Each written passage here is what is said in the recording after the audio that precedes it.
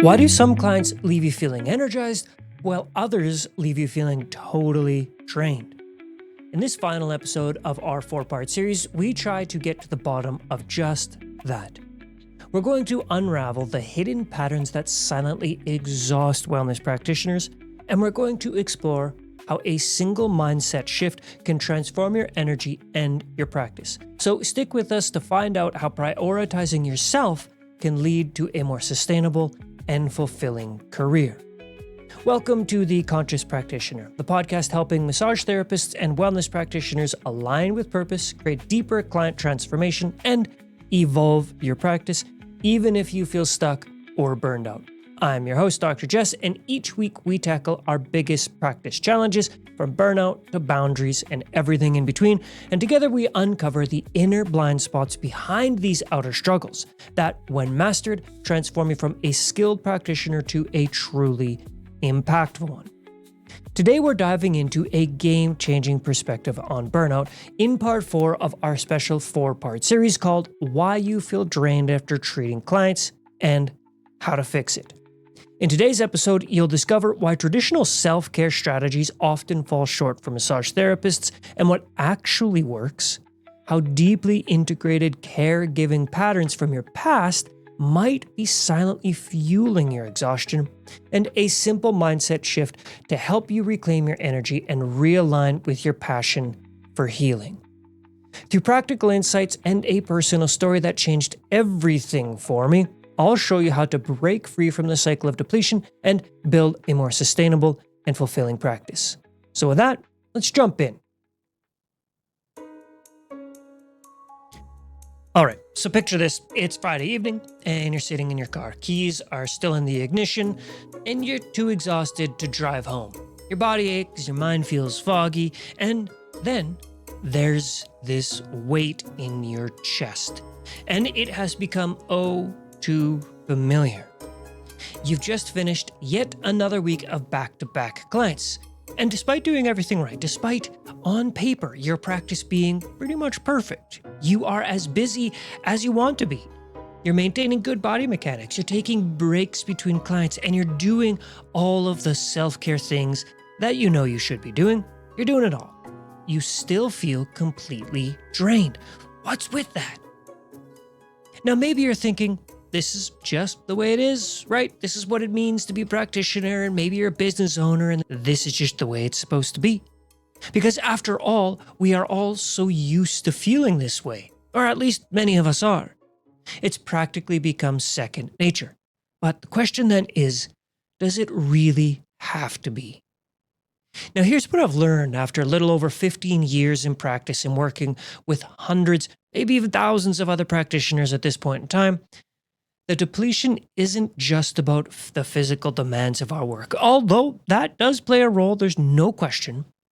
In my experience, it's about something deeper, something that connects every challenge we've explored in this series. So think back over your last week.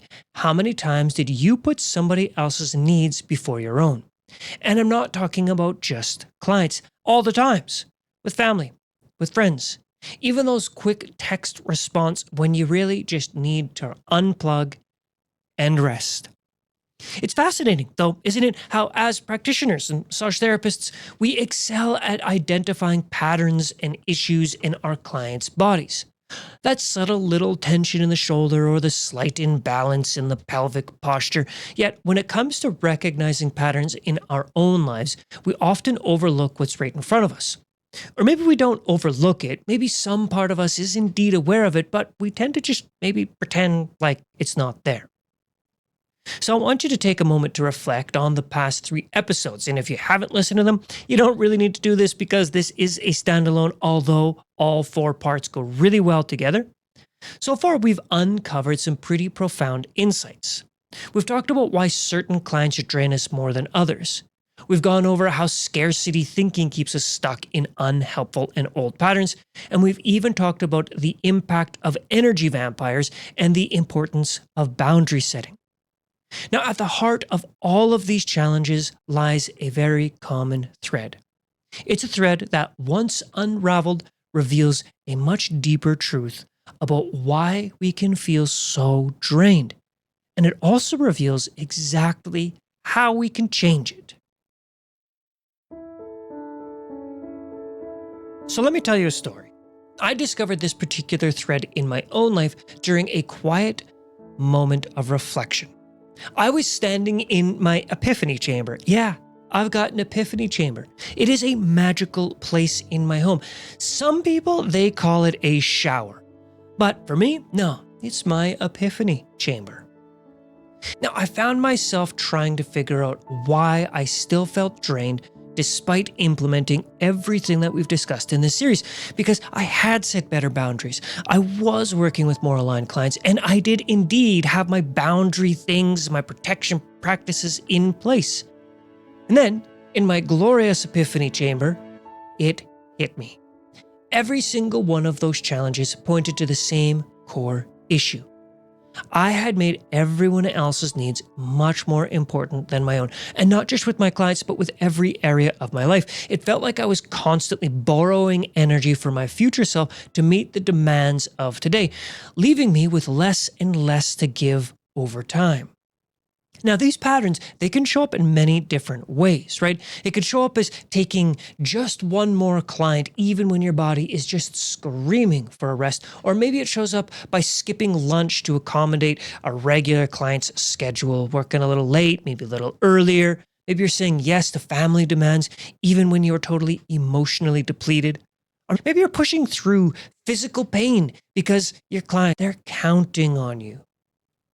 So here's the hard part to admit. Sometimes we accept this self-sacrifice without question. But at a deeper level, and a subconscious level, it can indeed feel noble, almost like a badge of honor, a form of quiet martyrdom. But what if this mindset is actually a major contributing factor to our depletion? All right, so let's get a little bit deeper into this pattern of prioritizing everyone else's needs above our own. Because here's what's really fascinating. This isn't just a professional habit. It's something that tends to run much deeper, and it's something that we learn long before we ever stepped into a treatment room. So during a recent coaching session I had with a practitioner, we're going to call her Sue, she shared something that I found really profound. She said to me, I just realized I treat my clients the exact same way I treated my family growing up. Always available, always putting their needs first, always making sure everyone else is okay before I ever check in with myself. Now, I don't think she said it exactly like that. That's just how I remember her saying it. And this really hit home for me because I recognized my own patterns in her words. It was one of those moments when somebody else is expressing their experience and you're like, oh, wow, that hits real close. Because growing up, even though I was the youngest, I was still the big brother. In fact, my two older sisters still call me big brother, which again is strange because I'm biologically the youngest. I was the responsible one. I was the one who took care of others' emotional needs. And perhaps this sounds familiar to you too. Because many of us choose to get into the wellness business precisely because we are natural caregivers. Here's the shadow side of that gift. We often learn to derive our own worth from how well we take care of others. I'll say that again. We learn our own worth from how well we take care of others, which also requires the other people to tell us that we have taken care of them well. So this is not a great position to be in. Here's a way of looking at it. You don't need to stop and figure it all out right now. You don't really need to do a tremendous amount of archaeology and try and figure out the exact moment in life when you first started developing this pattern. But maybe the next time you feel the pull to prioritize someone else's needs over your own, bring a bit of awareness into it. Because awareness is super powerful, and it often begins with a single moment of recognition. You see, over the past 3 episodes, we've been circling around this truth. When we talked about misaligned clients in part 1, we were really talking about our struggle to honor our own needs. When we talked about the scarcity mindset in part 2, that's often rooted in a belief that we don't deserve to prioritize ourselves. And then those energy vampires that we really dove into from part 3, they show us exactly where we're giving away our power by putting other people first. For me, letting go and becoming vulnerable has always been pretty challenging. I have this underlying programming that insists I have to be the responsible one, the one who's got it all figured out and got everything together. And then as a teacher, I've built this super weird persona about having all the answers. And this has even followed me into some of my friendships, and it's not something I'm particularly proud of. And it's something I'm working on. So for me, to truly let go is really hard. So then I decided to try psychedelic assisted psychotherapy. And an important part of this experience was indeed the financial investment I made, because turns out if you do it right, it's not cheap. And somehow paying a significant amount gave me permission to relax. That was an important part of it.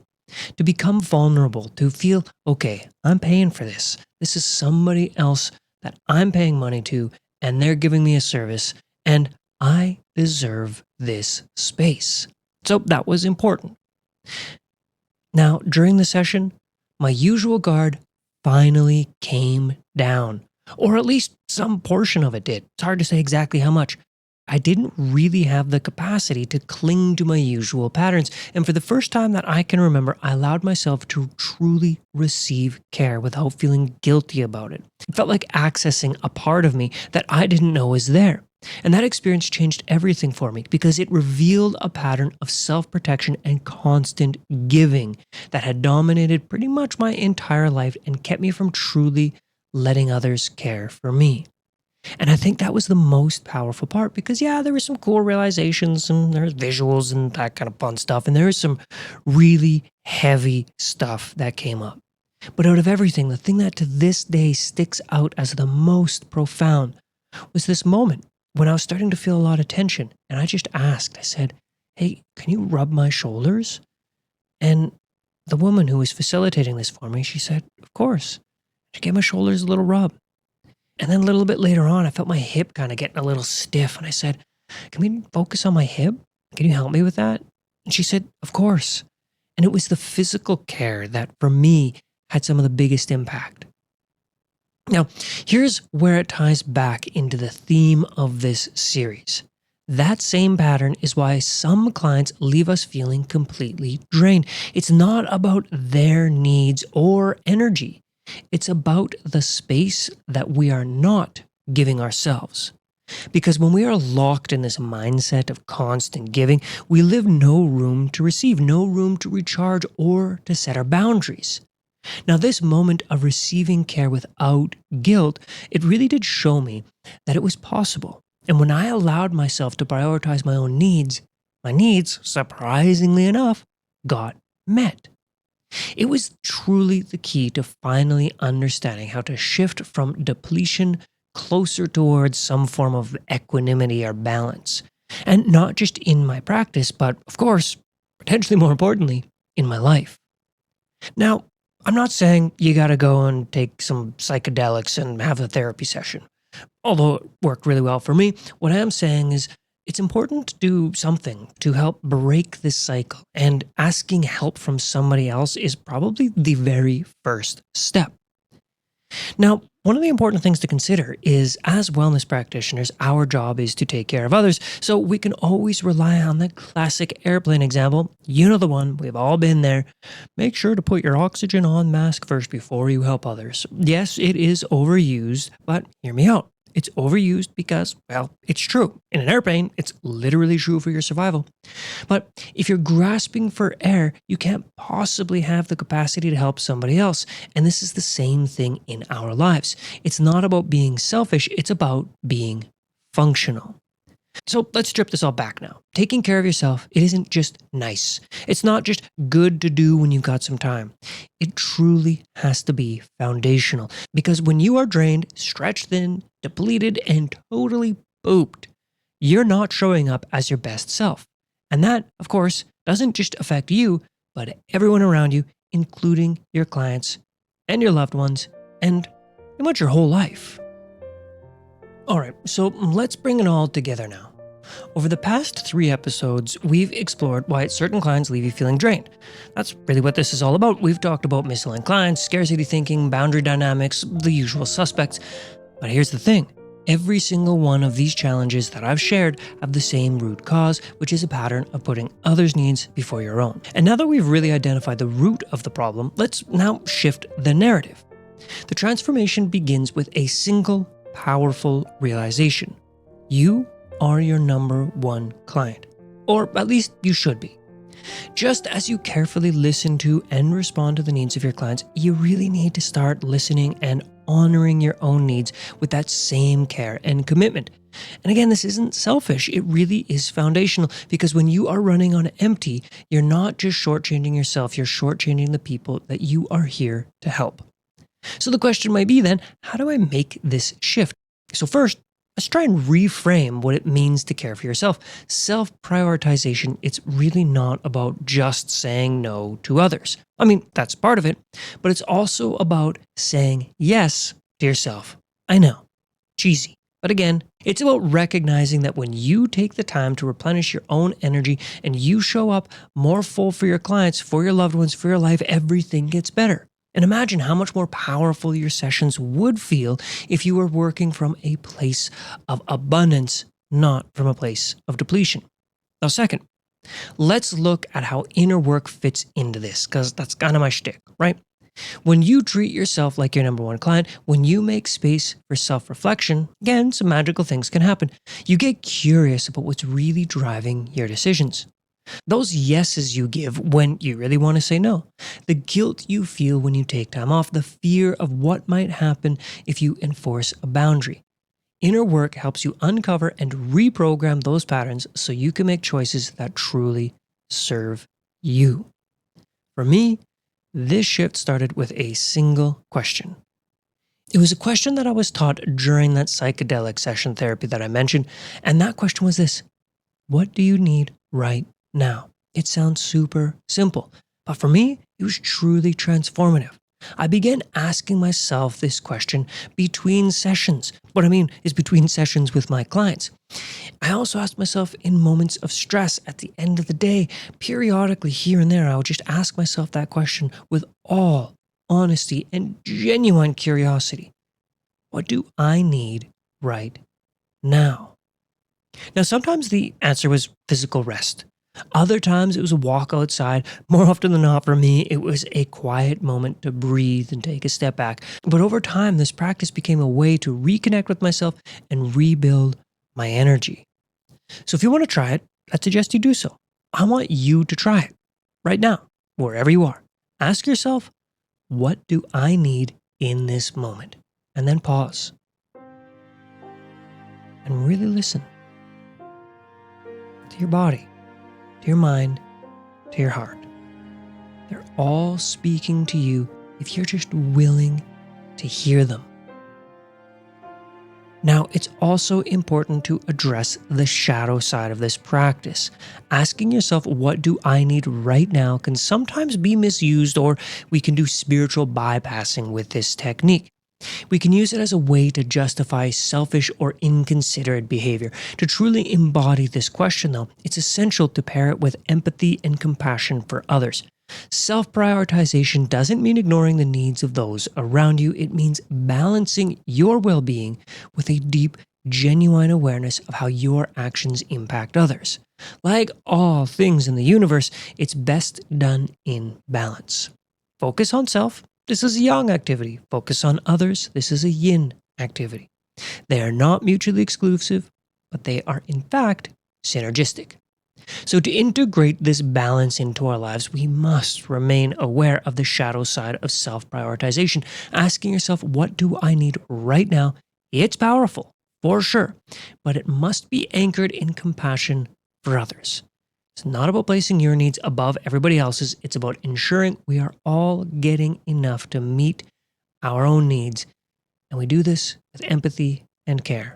Now, this synergy between self-focus and outward compassion is what creates a truly sustainable and impactful practice. So finally, let's talk about some practical steps for integrating self-prioritization and inner work into your daily life. Now, these don't have to be monumental changes. As I always say, they in fact shouldn't be. They should be small, consistent actions, 1% every single day, and these can create massive shifts. So number 1, set boundaries. Start by identifying one area where you're feeling a little bit overextended. Maybe it's taking that extra client at the end of the day, or maybe you're skipping lunch to fit someone in, and commit to protecting that space for yourself. 2, create a ritual. Develop a simple pre or post session ritual that's just for you. Could be grounding exercise, could be some breath work, maybe some stretching, maybe you do some gratitude journaling. It doesn't matter what it is. This anchors your energy and separates your personal self from your professional role. It's a moment in time where you can ask that wonderful question: what do I need right now? Even if you can't get what you really need in that exact moment, at least you are aware of it and you've asked the question, and that alone has a really powerful effect. And then prioritize inner work. Dedicate time each week to self-reflection, ideally each day, but let's be realistic here. Journal about your experiences, explore what's draining you, try and identify patterns that you want to change. Treat this time the same way and with the same degree of respect that you give your client appointments. When you start treating yourself as your number one client, something really remarkable happens. You begin to show up differently. And again, not just for your clients, but in every aspect of your life. Your energy feels more expansive, your boundaries feel stronger, and that feels good. And your practice becomes a source of joy and fulfillment rather than draining your soul. So then, the best care you can give your clients begins with the care you give yourself. Cliché, but true. So, what's one small way you can start prioritizing yourself today?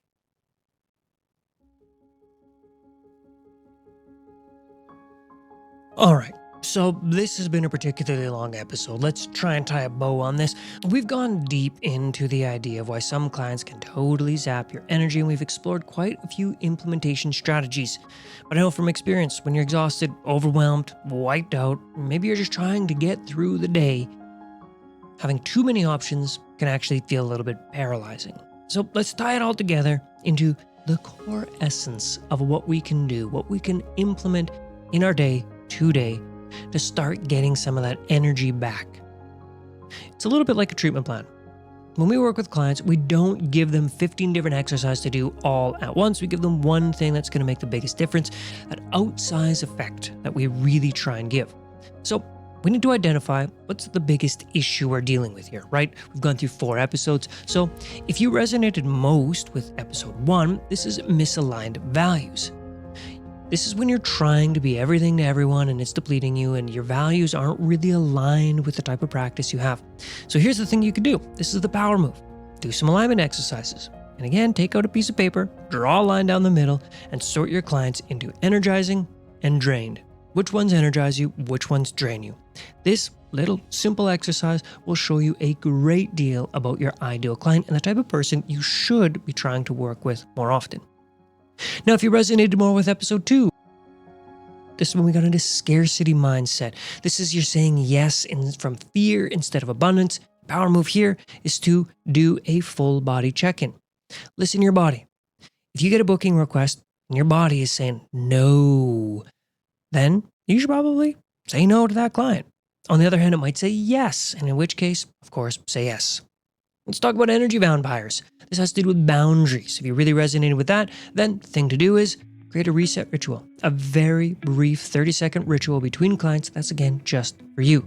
Could be simple, could be complex, whatever it is, it's for you. Consistency here, though, that's key, not complexity. And then lastly, the self-sacrifice pattern, right? This is what we've been talking about this episode. You prioritize everyone else's needs above your own. The move here is to create a self-priority checklist or check-in. Start each day by asking yourself that simple, powerful question: what do I need right now? And then, here's the real trick. Honor that. Do that thing. So with that, Thank you so much for joining me in this deep dive into prioritizing yourself and sustaining your energy. And if you enjoy this kind of content, I'd love to hear your feedback.